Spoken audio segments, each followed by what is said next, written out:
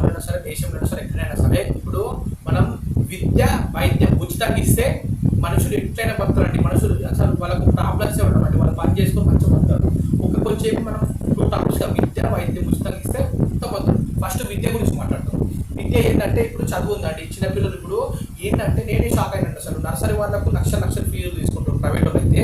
ఇప్పుడు మన పేరెంట్స్ కూడా ఏం చేస్తారంటే అనేసి గవర్నమెంట్ దాంట్లో పట్టించుకోరు, అది చేసుకోరు, ఇది చేసుకోరు అంటారు.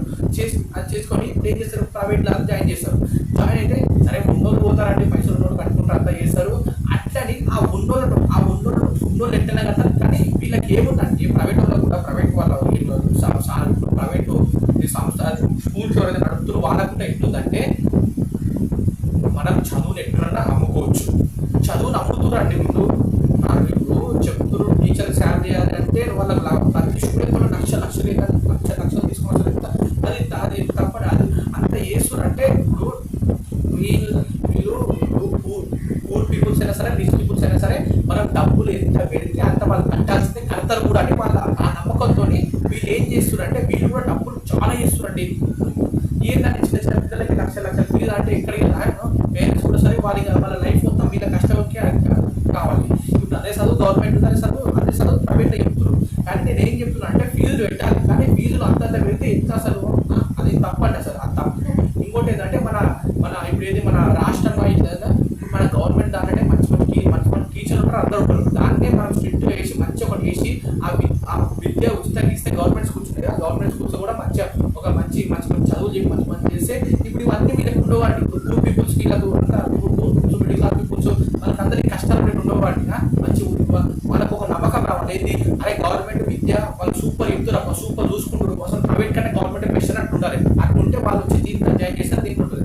అందుకనే విద్య ఇంకోటి ఏంటంటే ఇంజనీరింగ్ కాలేజ్ అండి. ఇంజనీరింగ్ కాలేజ్ కూడా గవర్నమెంట్ ఉచితంగా ఇవ్వాలని నేను కోరుకుంటున్నాను. ఎందుకంటే ఇంజనీరింగ్ చూడండి మీరు బీటెక్ వాళ్ళ చాలా లక్షల ఫీజు అంటే అసలు ఎంత అంటే అసలు మనమే షాక్ అయిపోతాం. అసలు మన ఇండియాలో ఇంకా వేరే దేశాలు ఇంకా బాగా ఉంటాయండి.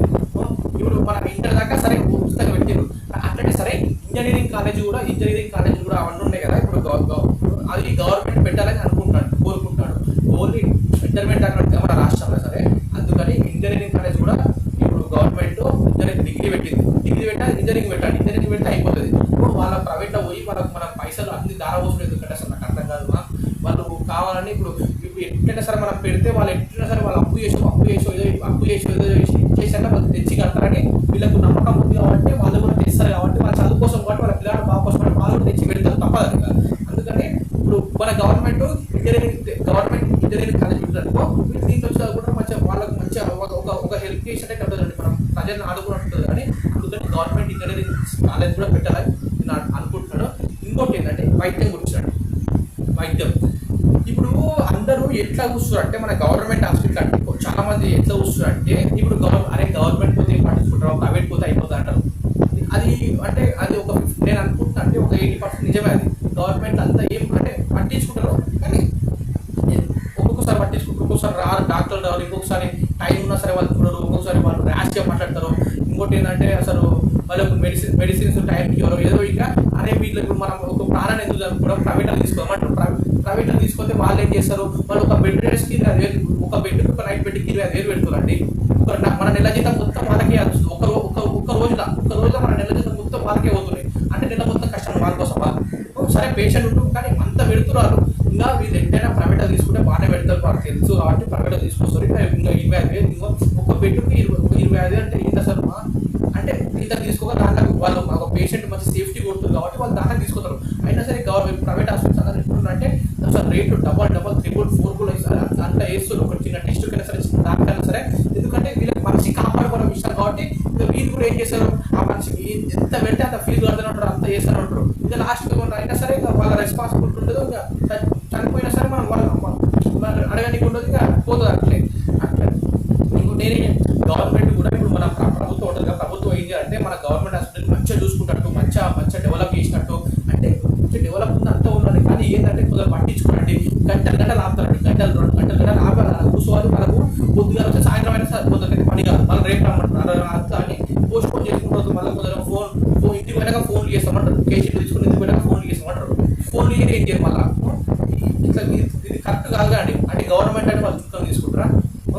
అసలు లీడర్ కరెక్ట్ ఉంటే అన్నీ అసలు కావే కావు. ఎంతుంటే అసలు లీడర్ ఇట్లా ఎప్పుడున్నాయి అరే ఏం చేసినా బాబు ఎంత మంచి డెవలప్ చేసిన అనుకో, కానీ అది చేయాలని ఎప్పుడు మనం అనిపించుకోదు. అంత మంచి లీడర్ కరెక్ట్ ఉంటే లీడర్ కరెక్ట్ చేస్తే అంత కాదండి. వాళ్ళు అనుకుంటే అవుతుంది, అది అనుకుంటే వాళ్ళు అసలు ఎంత అంటే అసలు ఎంత మంచి అంటే అంత మంచిగా మార్చుంటే అసలు విద్య వైద్యం మొత్తం ప్రతి దాంట్లో వాళ్ళు అసలు ఎంత అంటే అంత మంచిగా మార్చే శక్తి వాళ్ళు ఉంది. కానీ వాళ్ళు కరెక్ట్ ఇప్పుడు వీళ్ళంతా నా ప్రజలను చేస్తే ఇంకా మస్తు ఉంటుంది అండి. అందుకని విద్యారంగంలో కూడా మనం ఏంటంటే వాళ్ళందరూ ఇట్లా మంచిగా క్లీన్ ఉండి మంచి ప్రైవేట్ హాస్పిటల్ దీంట్లో గవర్నమెంట్ పెట్టమనుకో కొంచెం క్లీన్ ఉండి మంచి పట్టించుకునేలాగా మంచిగా ఇప్పుడు గవర్నమెంట్ వీళ్ళు చేస్తున్నాడు, వీళ్ళకి పైసలు ఇస్తారు. చెప్పండి డాక్టర్లకు అందరికి పైసలు ఇస్తున్నాం కదా, ఇస్తున్నాం. శాలరీస్ ఇంకా టైం టు టైం వస్తున్నాయి కదా. ఎవరికి ప్రతి ఒక్కరికి ఆయా నుంచి ఆ డాక్టర్ పెద్ద డాక్టర్ ఎంబీబీఎస్ డాక్టర్ చేసినారు వాళ్ళ వరకు మనం పైసలు ఇస్తున్నాం, పంపిస్తున్నాం. కానీ నేనే అనుభవం అండి. ఇప్పుడు ఒక పేషెంట్ తీసుకుపోతే వాళ్ళు ఏంటి, నేను పొద్దుగాల పోతే వాళ్ళు సాయంత్రం దాకా వేస్తారు. ఆ టైం సాయంత్రం దాకా వేసారు. అక్కడ ఇక్కడ తిరుగుడానికి ఇదే మన న్యాయం అసలు. అందుకే ఇంకా చూడరు, పట్టించుకో. గవర్నమెంట్ హాస్పిటల్ ఉంటే మా ఊళ్ళకి ప్రాబ్లం అవుతుందని మీరు ప్రైవేట్ తీసుకొస్తే ఏంటి, వాళ్ళు లక్షలు వాళ్ళు ఫీజులు వేస్తారు. ఇంకా వాళ్ళు ఎక్కడో చెప్పండి, డబ్బులు ఉన్న పెడతారు, డబ్బులు ఉన్న పెడతారు. తర్వాత పేషెంట్ చికిత్స మధ్యలో ఆగిపోతుంది.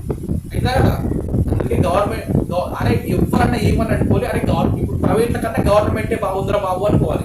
సూపర్ ఉంది గవర్నమెంట్ హాస్పిటల్ అంటే మంచిగా ఉంది, మనం ఉచితంగా చేస్తున్నారు, వైద్యం చేస్తారు, సూపర్ చేస్తారు. అసలు మనం ఎక్స్పెక్ట్ చేయలేక అంత మంచిగా చేస్తారు, అంత మంచిగా చేస్తారు, మంచి పట్టించుకుంటారు, మంచిగా వాళ్ళలాగా చూసుకొని చేసుకుంటారు. అంత మంచిగా ఉండాలి. కానీ అరే పట్టించుకుంటే అంతా ఉండదు అండి. ఎందుకంటే మనం ఇప్పుడు గవర్నమెంట్ వాళ్ళు ఇప్పుడు మనం కూడా వాళ్ళ శాలరీ డాక్టర్స్ అందరూ శాలరీ అంతా వస్తున్నాయి, వాళ్ళకి ఏం ప్రాబ్లమ్స్ ఉండవు. కాబట్టి వాళ్ళు కూడా మంచిగా చూసుకోవాలండి.